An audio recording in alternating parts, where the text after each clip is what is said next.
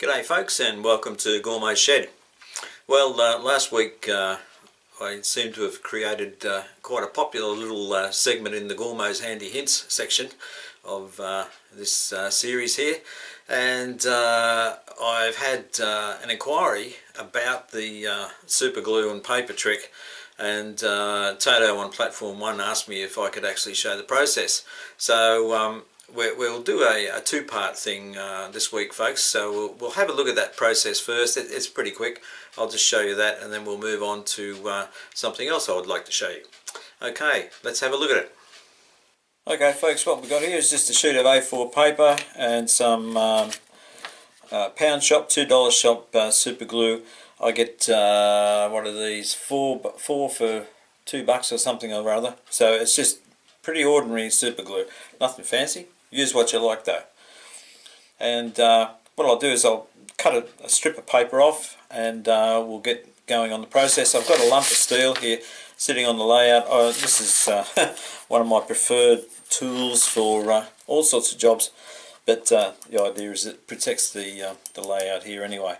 But it's good to have something hard to sit this on, sit the paper on, so that you know, it keeps its shape. In this case I just want to do something flat, so we'll see how that goes. Right, I'll cut a piece of paper and then we'll get into it. Right, I've cut a piece of paper, this one here. You know, that could be anything you want it to be actually. So I've cut a piece of paper, and I've actually got another piece where I've torn the paper. You can see the rough edge to it. And the reason I've torn it is that this can act like a wick to soak up any excess super glue that may be on the back of the paper here. Now, the way I usually go about it is I like to get the super glue to penetrate the paper from the back, because you can get you know, some excess super glue here which is lumpy. If you're going to stick this onto the back of a loco or something to repair it, I would put the glue on and stick it on straight away and let it cure and flatten it out and make sure everything's honky-dory. However, if this is just a standalone piece where the back won't be seen, you don't have to worry too much about the back. If it's a double-sided piece of paper, you might have to be very careful how you apply the super glue and make sure you get a nice even coat. I have found in the past that you can lightly sand this to improve the surface if you need to. So with fine grade paper, obviously. I used actually fine grade steel wool to do mine. But anyway, I'll just show you the process.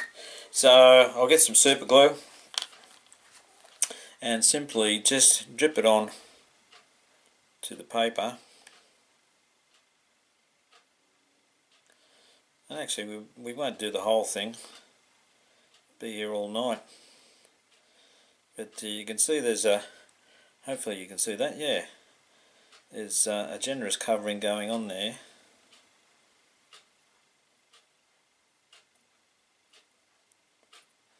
Might stop there.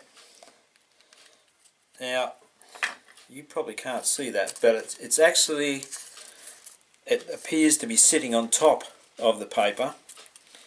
In other words, there's too much super glue on there. So I'll just use this other piece of paper like a wick to soak up the excess.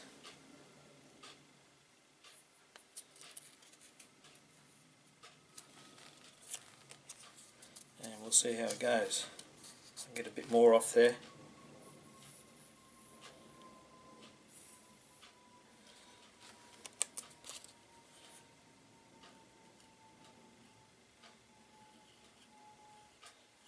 and spread it out a bit more.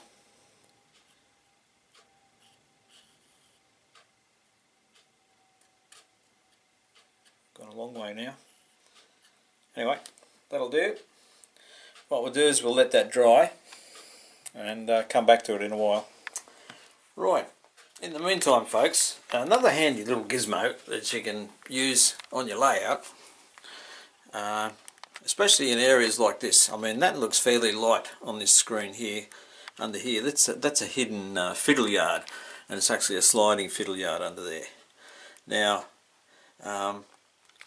what I've got up underneath here, I don't know whether you can see this strip here, is LED lighting on a strip. Now you can get this stuff on eBay, you can buy it all over the joint, you know, hardware stores and whatever. And the one I've got here is actually plugs into the mains power, but this area under here is actually quite dark, but when you turn the LEDs on, there we go, now you can see it's lit up like a Christmas tree under there, and you can see that, maybe you can't see with all the lights on, but it's just on a little self-adhesive strip, and it's fantastic. It just lights the whole area up, and so you can see exactly what's going on under there. This one, it's got a plug set up on it, so I could actually leapfrog it around some of the beams here. I've got some other bits and pieces of the same strip underneath a beam there, and there's another one around the other end which I can't get at the moment. I'll just pull the panel down. Up under there is another one, so it just transforms the whole area. And yeah, so that's another handy hint, if you like. And you know, there's lots of possibilities with this stuff. You know, after all, they are LEDs, so strips like this, you know, if you're pretty handy with a soldering iron and a bit of wire, you could convert some of this to coach lighting. I mean, obviously these are too bright, but you know, with the right resistors and the right power input and everything, it could be used in all sorts of applications. So yeah, that's just something to keep in the old memory bag, folks. And yeah, I'll just show you again what it's like with it off. The camera's going to go wacko. There we go. Didn't like that, did it? So yeah, that actually looks a lot brighter than it really is to the naked eye. So we'll turn them on again. Pow. Yeah, disco time. So there you are.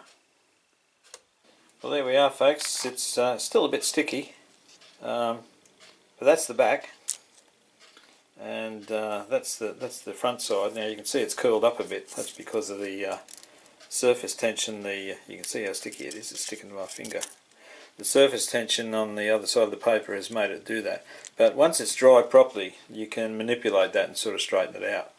No problem at all. It's also picked up where a bit of rust off the steel there, where it's the glue's soaked through the paper. But if this was going to be painted, well, that's not a problem. I mean, that's not lumpy. That's just flat. It's like a stain on there. Yeah, so I'll let it dry a bit more. Okay, folks, it's dry enough now to handle, and this is the back, and that feels slightly rough to the touch. And the front, where the staining was, that's smooth. And if I manipulate it with my fingers, get it back to reasonably straight. So, and that in effect now is a bit of plastic paper, I suppose, and it can be used for whatever you want. So this method, folks, takes a bit of trial and error, I suppose. Just think of an application for it, and do some test runs before you actually commit yourself to something that's permanent, and just understand how this stuff is going to respond. You could also try very thin card. I think you would get a similar result with very thin card, but that's coming up really good now. So yeah, so there you are. Okay, leave you with it. I'll see you next week. Cheers, Gormo.